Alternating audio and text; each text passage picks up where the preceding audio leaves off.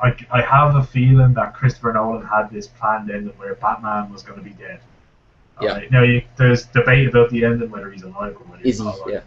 Yeah. I think that he is still alive. But, like, I think Christopher Nolan had, like, a thing, we're going to kill off Bruce Wayne, and because the whole thing was about how Batman was a symbol, and, you know, it was his life, and this was his purpose in life, and Bruce Wayne was the mask, and Batman was the real him, things like that. Yeah.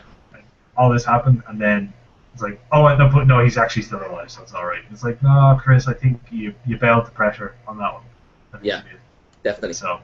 Definitely, because wherever about the debate about whether he's dead or alive, and I've read a couple of articles that really make strong arguments for him being dead. Yeah. Because a lot of people say, no, it shows him alive, like, you know, that doesn't fucking mean anything. No. But whatever about that, I still think Christopher Nolan's sole intention for the end of that series was that whether he's dead or not, it doesn't matter. He's finished is the main thing. He's fucking finished as Batman. And this is our new Batman. This new kid, that whole scene with him standing in the Batcave looking around, he's the new Batman. So forget about Bruce Wayne. Don't even worry about whether he's dead or alive. The Bruce Wayne Batman is gone in that universe. So I'm going to be really fucking... I'm interested to see where they go with this in Man of Steel 2. I think they're just completely ignoring it. You think so? Yeah. I think they're just kind of just going to ignore it. I'm going to walk out if they ignore it. Maybe they will, maybe they won't. There's a theory, there's one guy on fucking IMDb constantly posting about how he's saying that in Man of Steel 2 it's going to be revealed that Ben Affleck's character is this character from the comics called Azrael, who took over from Bruce Wayne when Bruce Wayne got broken by Bane. Wow. And that Ben Affleck's character is him, and that Christian Bale is going to come back and be revealed as the real Bruce Wayne. Wow. It's like, no, it's not going to happen. Wishful thinking. I don't see Christian Bale doing that. No, he's done with it. Yeah, it's a nice idea. Yeah. Do you know what I mean? It has its merits, but it's a little bit far fetched. Just it's something completely off topic, but what came into my head about movie studios. Fans want to see Marvel Cinematic Universe and the Spider-Man universe come together. They want that. Every single fan, if you ask them, every single fan in the internet would say, yeah, of course we want to see Spider-Man and the Avengers together. Who would not want to see that, right? So, yeah, it's to me, it seems like it's a no-brainer. Everyone would watch that movie. Everyone would go see it. Like, do you know what I mean? Yeah. It's gonna make more than the Avengers one. I would go see that movie 6 times just because it's there. You know what I mean? Like, and movie studios won't do it. Why? Because of rights. That's ridiculous. Why don't you split the cost and split the profits? Exactly. They keep on bringing up this, oh no, you see, it's complicated. There's legal reasons why they can't do this and can't do that. And I always say, you're trying to tell me that you can't get the guys around the table, all the interested parties around the table, and say, listen guys, here's the plan. Here's the movie we want to make. What do you think? I know you don't want him mixing with him, blah, blah, blah, blah, blah. This is what the fans want, and this is what the fans are willing to pay. Yeah. Who would turn that down? Like, even if the movie did like half of what I would expect it to do, it's still going to match the Avengers. You know what I mean? Like, it's not possible for it to fail. Just like the Avengers 2, it's not possible for that to fail. Everyone's going to go see it. Now, people might not see it as much as they saw the first one. It's not as good, but I have a feeling it's going to be as good. Even the director of the new Spider-Man series and Spider-Man himself has been like, yeah, we want this. How awesome would that be? Yeah, Hugh Jackman even came out and said, like, how awesome would it be to see Wolverine fighting Iron Man? You're like, yeah, it'd be fucking great. Yeah. But it's like, oh no, we can't do that because, you know, this studio owns Spider-Man and we can't mix because, you know, that doesn't make any sense. Of course it makes sense. That's something I thought of when you started talking about Spider-Man, because Spider-Man wouldn't be top of my list at the moment with the new version. Not that I have a huge problem with it, but just I was very fond of the old version. But the X-Men universe, mixing with that other Marvel universe, the whole Iron Man, Thor and all that, I would love to see that.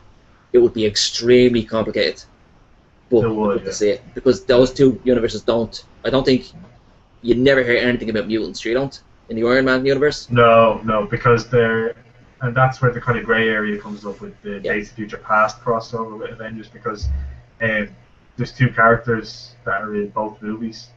Quicksilver and Scarlet Witch are in Days of Future Past, and they're in Avengers 2. Oh, okay, great. Because they're part of both universes. Yeah. So the rule is that Marvel can't mention the fact that they're mutants. Okay. They can't mention the fact that they're Magneto's children, but in the X-Men universe, they can't mention the fact that they were a part of a team.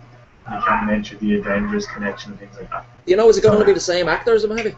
Different actors. Your man from Godzilla and Kick-Ass is playing Quicksilver in Avengers 2, and Elizabeth Olsen is playing Scarlet Witch. And there is a kid playing Scarlet Witch in Days of Future Past, and some guy, Evan Peters, I think his name is, something like that. He's playing Quicksilver in Days of Future Past. Yeah. So it's not linked at all.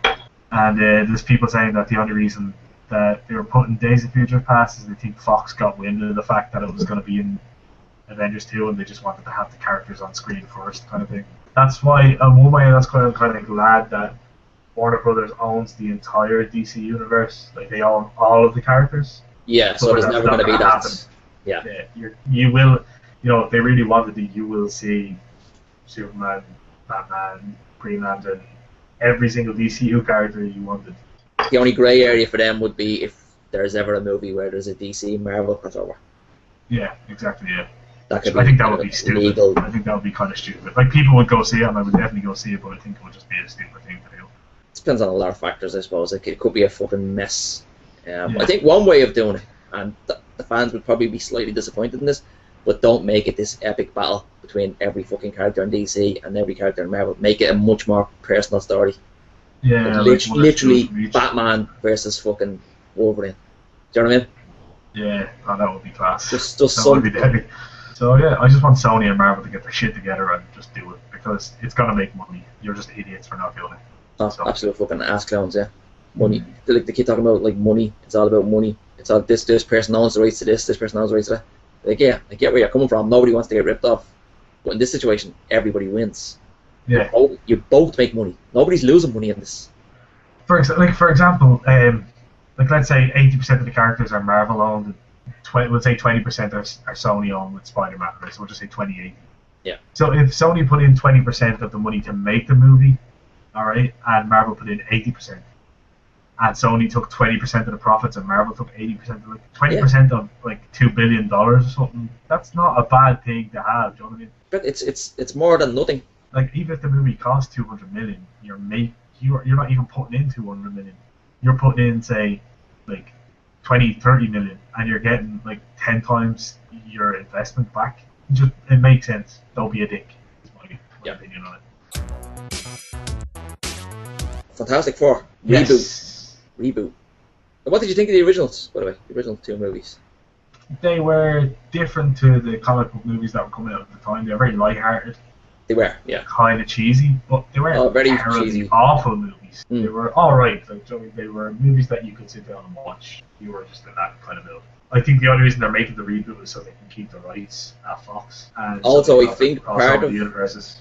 Yeah, and four completely new actors as well. You can kind of understand Chris Evans not being in it. It'd be very difficult to imagine him now playing a superhero like that when he's already playing a superhero in another extremely well-known franchise. Yeah. That's directly related. But also, I seen the lineup of four people, and didn't recognize any of them. But I could kind of figure out, he's definitely the fucking Professor What's His Face, right? Mr. Stretch. She's definitely Sue Storm, Johnny Storm, right? And then like a black guy.